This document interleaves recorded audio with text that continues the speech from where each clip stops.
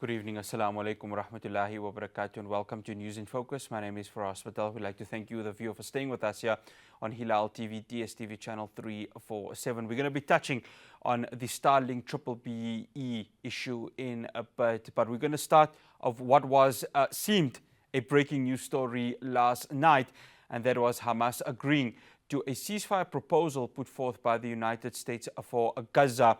This is according to Qatari broadcaster Al Jazeera. But an American official rejected the claim and said the deal being discussed was unacceptable and disappointing.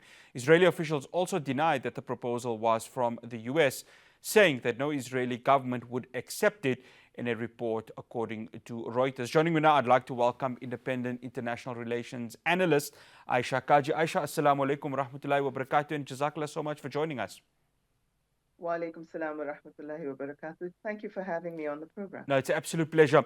Ayesha, there's something that stood out last night. Since the genocide started on October the 7th, it's quite clear this was a survival of Benjamin Netanyahu, given that domestically he has a lot of political pressure, a lot of issues that are coming there. Him pulling out his troops, because this is one of the proposals that was seen by many sources, him pulling his troops out, which is one of the conditions that were set there. He's not doing it because as long as this genocide is occurring, his political survival continues. Absolutely. His political survival is now tied to the continuation of the genocide in Gaza and the ethnic cleansing in the West Bank.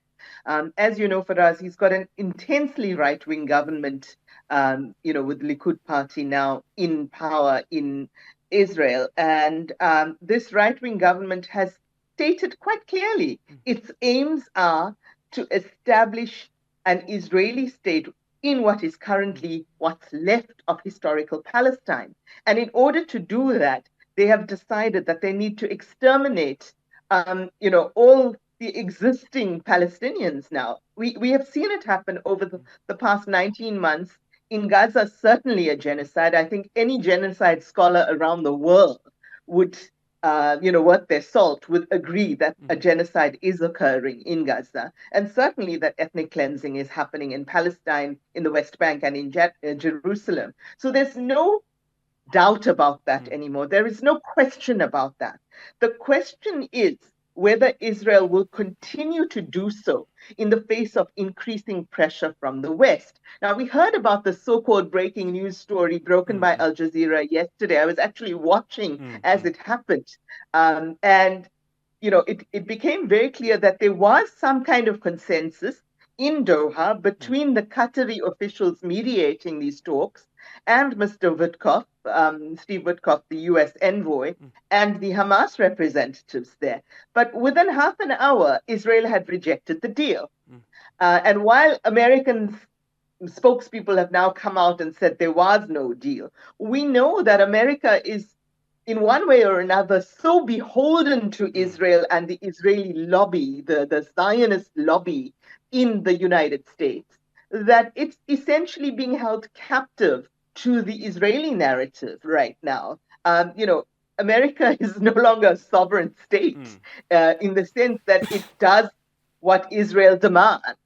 And it has certainly been arming and financing this genocide in Gaza, and to perhaps a lesser extent, the ethnic cleansing in the West Bank and East Jerusalem.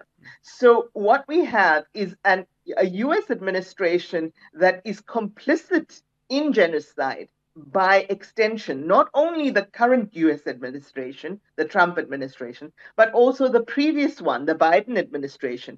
And this is something that will ultimately come before international law. It may take years, perhaps even decades to happen, but it will happen for us. Make no mistake about that.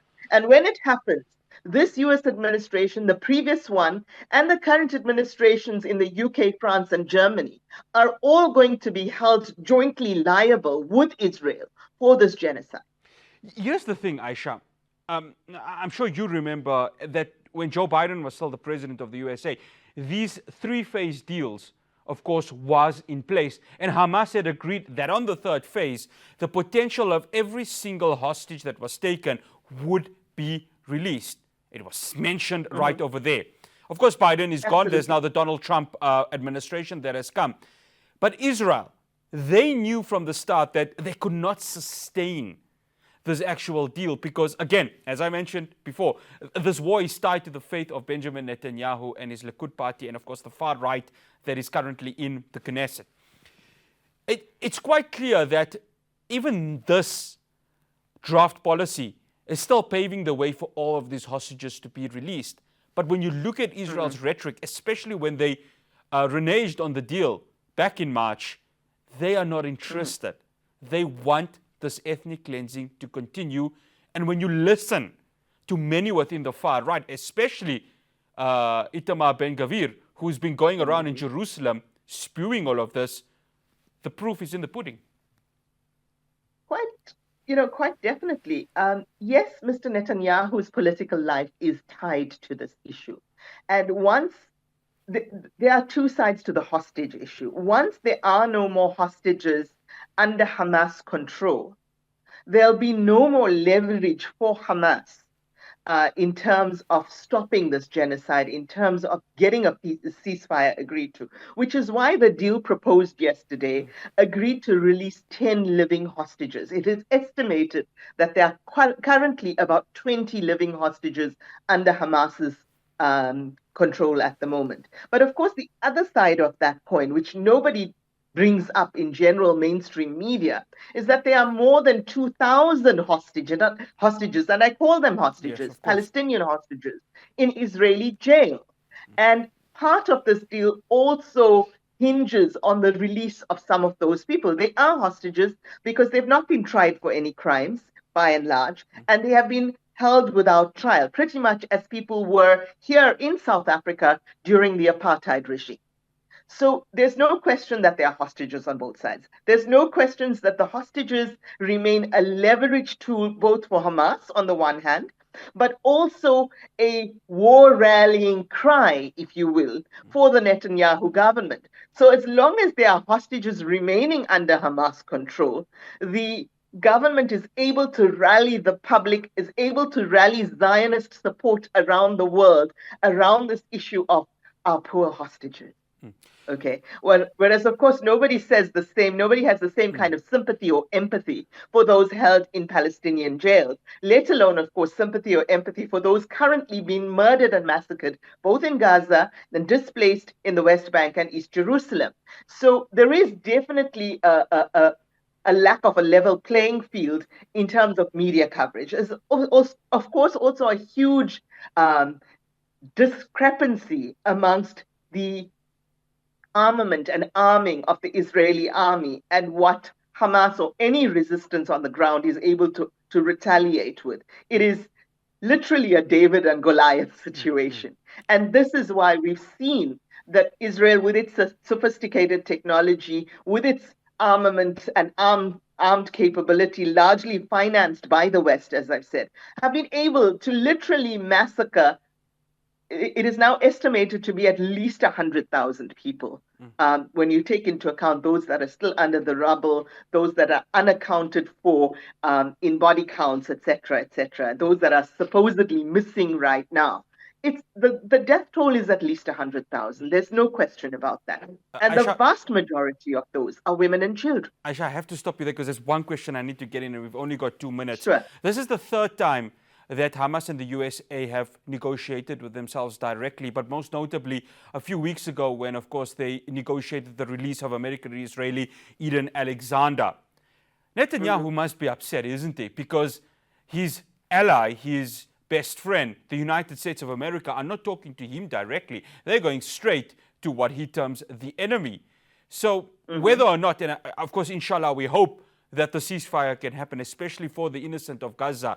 But right now, it's quite clear that if there is a strain between Washington and Tel Aviv, this latest report further widens that rift between Netanyahu and Donald Trump.